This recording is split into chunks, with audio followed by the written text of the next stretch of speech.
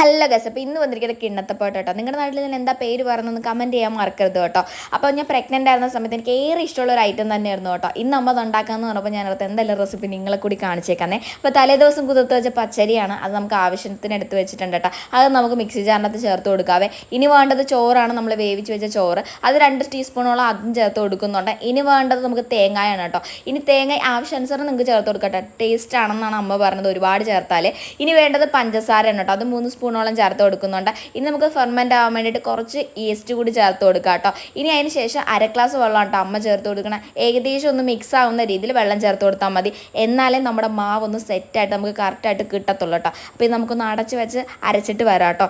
ഏകദേശം നമ്മുടെ മാവ് ഈ കൺസിസ്റ്റൻസിൽ ഇരിക്കും കേട്ടോ. കാരണം വെള്ളവും അല്ല തിക്കും അല്ലാത്ത രീതിയിൽ ഇരിപ്പുണ്ട്. അപ്പോൾ അങ്ങനെ ഇരുന്നതിന് ശേഷം ഇനി ഒന്ന് ഫെർമെൻ്റ് ആവാൻ വേണ്ടി നമുക്ക് മാറ്റി വയ്ക്കാവേ. അങ്ങനെ നമ്മുടെ ഫെർമെൻ്റ് ആയ മാവാണ് കേട്ടോ ഇത്. ഇനി നമുക്ക് റെഡിയാക്കി എടുക്കാം.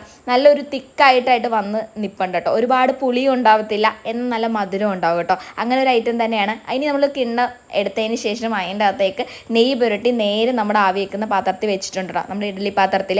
ഇനി അതിൻ്റെ അകത്തേക്ക് നമ്മൾ ഒഴിച്ചു കൊടുക്കുവാണ്. പിന്നെ നമ്മുടെ കുറച്ച് അലങ്കാരപ്പണികളൊക്കെ ഇതിൻ്റെ അകത്ത് ഉണ്ട് കേട്ടോ. നേരത്തെ റോസ്റ്റ് ചെയ്ത് വെച്ചിരുന്നു വെച്ചാൽ കുറച്ച് ക്യാഷും ഉണ്ടായിരുന്നു, അതും കൂടി അമ്മ ചേർത്ത് കൊടുക്കുന്നുണ്ട് കേട്ടോ. ഇത് നിങ്ങൾക്ക് വേണമെങ്കിൽ പഴമൊക്കെ അരിഞ്ഞ് ചേർക്കാം കേട്ടോ, അതിനും വെറൈറ്റി ടേസ്റ്റ് തന്നെയാണ്. നിങ്ങളുടെ കയ്യിലുള്ള എന്ത് വെച്ചിട്ടുണ്ടെങ്കിലും ചേർത്ത് കൊടുക്കാവേ. ഇനി നമുക്ക് അടച്ച് വെച്ച് നമുക്ക് ആവി കയറ്റി ഒന്ന് വേവിച്ചെടുക്കാം. അങ്ങനെ നമ്മുടെ കിണ്ണത്തപ്പം റെഡി ആയിട്ടുണ്ട് കേട്ടോ. ഇത് നല്ലൊരു ടേസ്റ്റാണ് കേട്ടോ, പ്രത്യേക ഒരു ടേസ്റ്റാണ്.